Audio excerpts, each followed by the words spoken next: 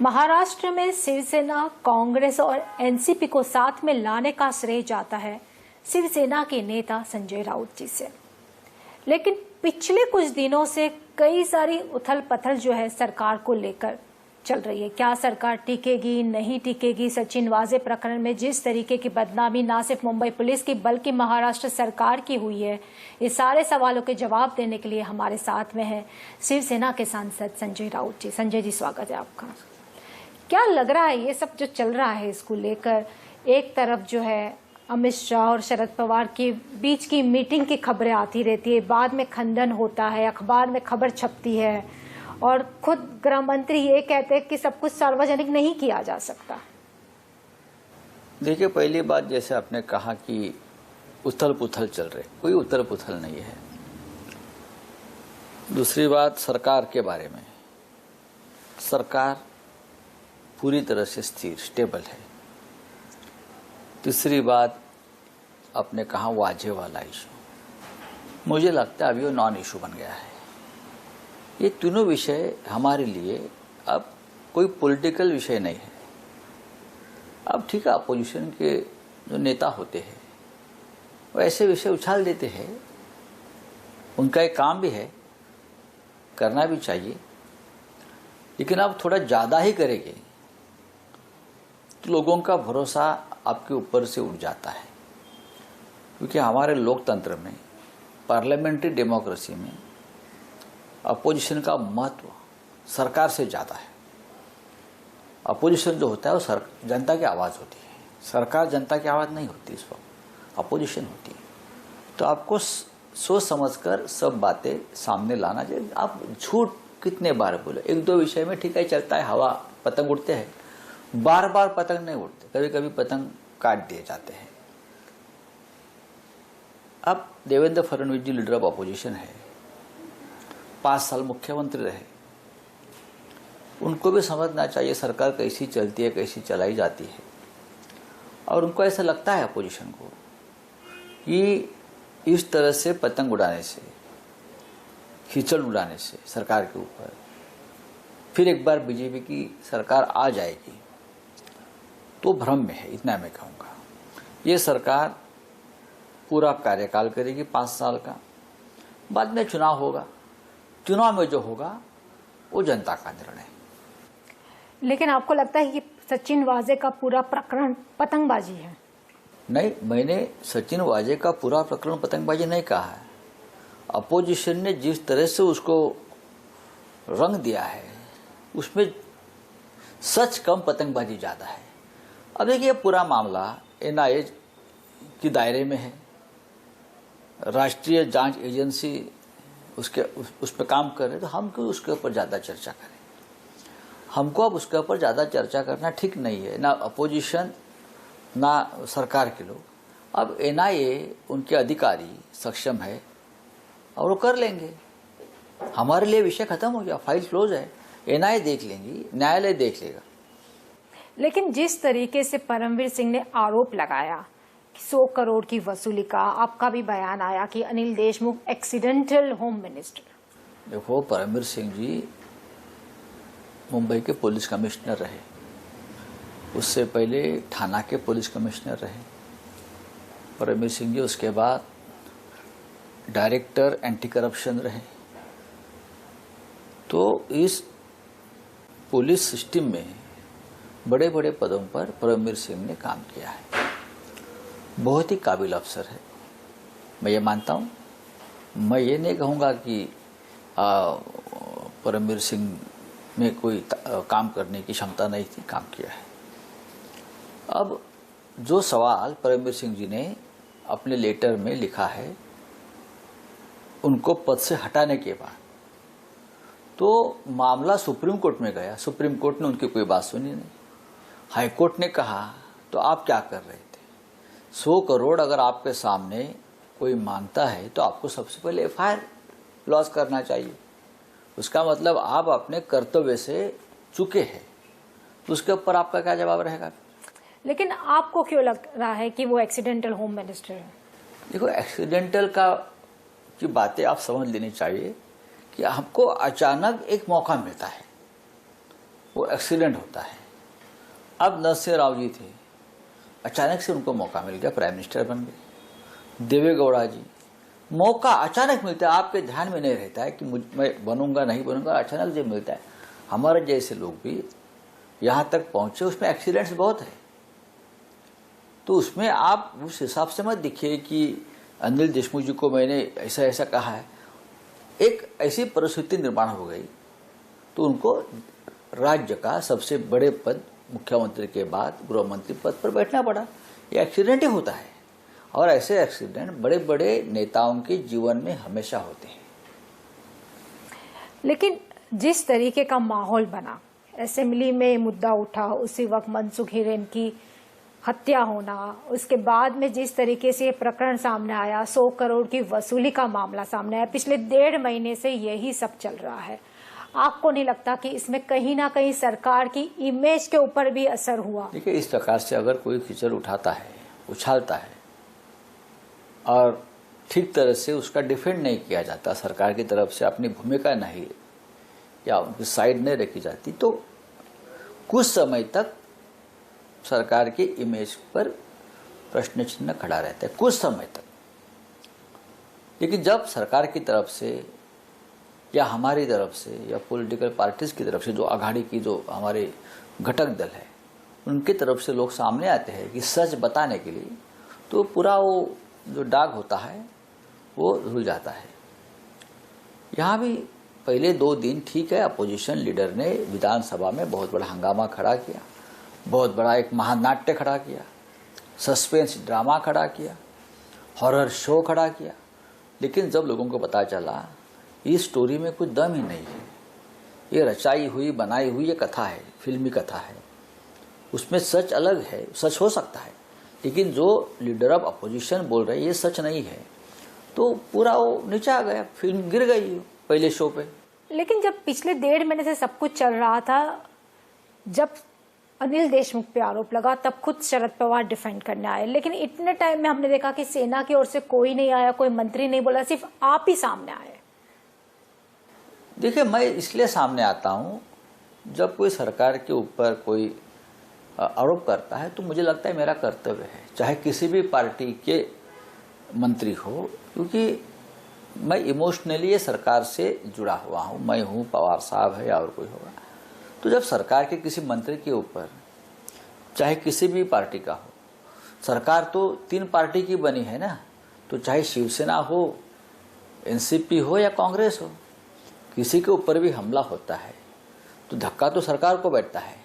तो हम लोग आते हैं, पवार साहब आते हैं, मैं खुद आता हूँ, उसमें क्या है, गलत क्या है उसमें?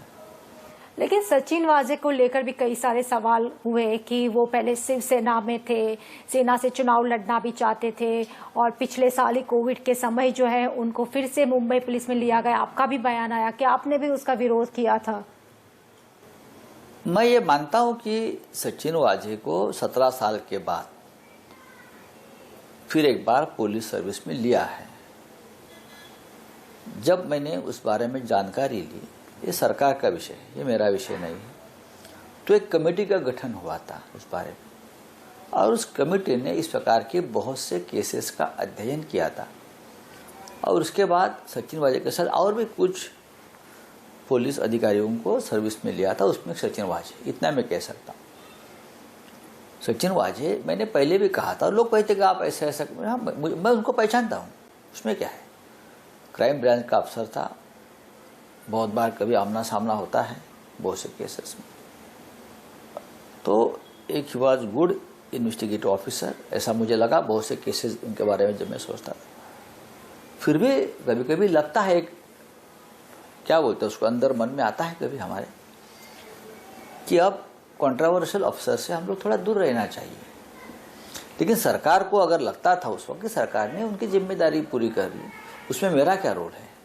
सरकार को लगा ये अफसर ठीक है, उसको सेवा में लाना चाहिए, तो सरकार लाती है, पुलिस कमिश्नर लाएंगे। इस जिम्मेदारी पुलिस कमिश्नर से भी होती है। पुलिस कमिश्नर अगर विरोध करते उस वक्त या और कोई, तो शायद केस पेंडिंग रहती, लेकिन सबने मिलकर निर्णय लिया है, तो उसमें मेरा क्या रोल नहीं है। लेकिन आपको नहीं लगता कि इस पूरे केस में जो है परमवीर सिंह का रवैया जो पहले था, फिर उनको जब ट्रांसफर किया गया उसके बाद जो उन्होंने जिस तरीके का लेटर बॉम्ब, यही बात हाईकोर्ट ने भी उठाई है।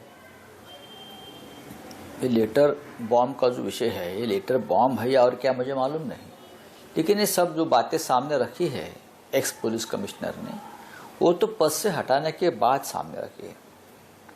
अगर आप में वो जज्बा, वो सच्चाई पहले होती तो आप सबसे पहले आप उजागर करते बातें सबकी। इतनी बड़ी बात है, गृह मंत्री ने आपको बुलाकर कुछ कहा है और जो अनैतिक और गैर कानूनी है, तो आपको ये सामने लाना चाहिए, लेकिन आपने नहीं लाया। उसका मतलब उसमें सच्चाई कितनी है उसके ऊपर आशंका है। लेकिन जैसे पहले भी मैंने यही कहा कि उन्होंने साफ तौर पे लिखा है लेटर में कि मैंने ये बात शरद पवार को बताई थी, मैंने ये बात मुख्यमंत्री को भी बताई थी। शरद पवार साहब ने या उद्धव ठाकरे साहब ने, जो मुख्यमंत्री है राज्य के, आपने उनको क्या बताया मुझे मालूम नहीं, उनका रिएक्शन क्या है वो मुझे मालूम नहीं। मुझे इतना ही मालूम है कि सर्वोच्च न्यायालय और हाई कोर्ट ने आपको इतना ही पूछा है उस बारे में कि आपने कानूनन कार्रवाई क्यों नहीं की, जो आपका कर्तव्य है। लेकिन इस पूरे प्रकरण के बाद जिस तरीके से मुंबई पुलिस की इमेज को धक्का लगा, मैं कहूँगी, अगर मैं बात कहूँगी तो आप खुद एक क्राइम रिपोर्टर रहे थे। 70, 80, 90 का जो दशक जो था, जब अंडरवर्ल्ड पीक पे हुआ करता था, उस वक्त ये जितने भी एनकाउंटर स्पेशलिस्ट की जो भूमिका हुआ करती थी, उसको लेकर भी कई सारे सवाल उठे, कई सारे केस भी चले हैं। तो ऐसे में ऐसे व्यक्ति को फिर से लेना पुलिस डिपार्टमेंट, मैंने कहा ना कि जिसको सर्विस से उसका निलंबन हुआ है किस कारणों से, उसको वापस लेना, ये कोई बहुत ही सनसनाखेज घटना नहीं है। पहले भी इस देश में बहुत से राज्यों में ऐसे अधिकारियों को सर्विस में लिया है सरकार बदलने के बाद। फडणवीस सरकार ने भी ऐसे बहुत से लोगों को लिया है।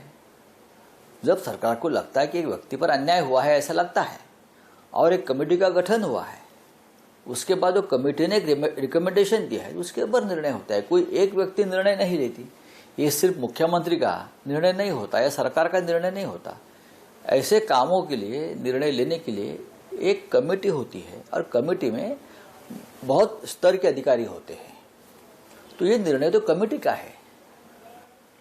आपका एक बयान आया था कि यूपीए का जो चेयरपर्सन है वो शरद पवार को बनना चाहिए, लेकिन उस बयान के बाद नाना पटोले जो महाराष्ट्र कांग्रेस के अध्यक्ष हैं, उनका कहना है कि शिवसेना तो यूपीए में शामिल ही नहीं है, तो उनको बोलने का अधिकार नहीं है इसको लेकर। देखो, देश की राष्ट्रीय राजनीति के बारे में इस देश का सभी सामान्य नागरिकों को बोलने का अधिकार है, क्योंकि कांग्रेस की जड़ें आज भी इस देश में मजबूती से गांव-गांव तक पहुंची है। वो एक ही पार्टी है, कांग्रेस है, बीजेपी के बाद अभी। तो क्या इस व्यक्ति को, किसी व्यक्ति को अधिकार नहीं कि यूपीए के बारे में बोलने का? चाहे हर व्यक्ति आपके पार्टी की हो या ना हो, लेकिन वो राजनीति से या देश में जो होता है उससे वो रिलेटेड है। नाना पटोले जी राज्य के अध्यक्ष जरूर है कांग्रेस के, लेकिन देश बहुत बड़ा है ये, और राष्ट्रीय राजनीति भी बहुत अब ऐसे मोड़ पर आई है। तो लोग चर्चा करते हैं कि एनडीए का क्या चल रहा है, यूपीए का क्या चल रहा है, थर्ड फ्रंट का क्या चल रहा है, एमआईएम का क्या चल रहा है, शिवसेना क्या कर रही है। तो लोग चर्चा करेंगे ना, उसमें मैं या मेरी पार्टी या उद्धव जी या और कोई यूपीए में है या एनडीए में है, ये नहीं ना। ये देश के राजनीतिक भविष्य से जुड़ा हुआ सवाल है। यानी आपको लगता है कि शरद पवार ही इसको लीड कर सकते हैं, या फिर ये भी हो कि अगला जब चुनाव हो, लोकसभा चुनाव, तब शरद पवार को ऐसे पीएम प्रोजेक्ट किया जाए? बात ऐसी है, नाना पटोले जी या और कोई भी हो कांग्रेस के नेता, क्या उनको ऐसा नहीं लगता है कि अगर हम बीजेपी के साथ लड़ रहे हैं, अलग अलग राज्य में अलग अलग पार्टी, वो सभी दल एक साथ आकर एक मजबूत संगठन बने, जैसे जनता पार्टी बनी थी इंदिरा जी के खिलाफ।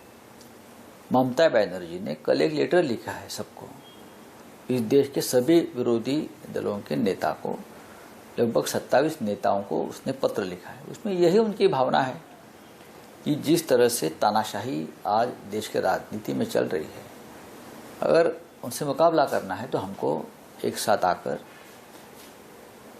लड़ना होगा। ये संबंध कोई यूपीए या और किसी ताल्लुक नहीं रखता, ये अपनी भावना है, हमारी भावना है सब कि हम जो हमारे में जो आपस में मतभेद है, जो अहंकार है, ईगोज है, उसको दफना कर हम एक साथ अगर आते हैं तो शायद हम आने वाले चुनाव में एक जोरदार लड़ाई कर सकते हैं। यही बात मैंने रखी है ना। अगर ये काम कांग्रेस करना चाहती है तो कांग्रेस ने लीड लेना चाहिए। ये बात सोनिया गांधी की लीडरशिप में करना चाहती है तो सोनिया गांधी ने ये सभी दलों को जो आज यूपीए में नहीं है उनको अपने दल में या अपने संगठन में, गठबंधन में लाना चाहिए। यही मैंने कहा, उसमें गलत क्या है? लेकिन आपको लगता है कि यूपीए में जितनी भी पार्टियां हैं उनके अंदर अंदर ही इतने सारे प्रॉब्लम्स है कि जो लीडरशिप है उसी में कहीं ना कहीं प्रॉब्लम है? लीडरशिप क्राइसिस है, एक दूसरे को कोई नेता मानने को तैयार नहीं। ये बात तो सही है ना। अब उत्तर प्रदेश में मायावती भी है और अखिलेश भी है, एक दूसरे को मानने को तैयार नहीं। समस्या तो यही है।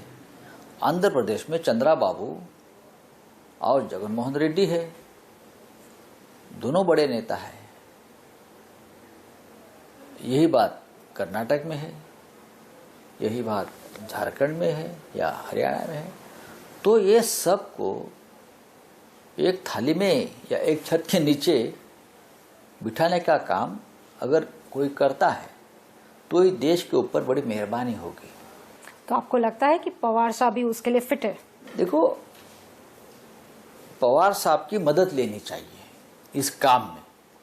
अगर कांग्रेस आज यूपीए का नेतृत्व कर रही है तो पवार साहब जैसे लोग राजनीति में जो है, राष्ट्रीय राजनीति में है, सीनियर लीडर है, उनकी मदद लेकर मैं बोल रहा हूँ, उनको साथ लेकर ये गठबंधन बनाने का काम करना चाहिए। थैंक यू हमसे बात करने। Thank you. धन्यवाद। Thank you.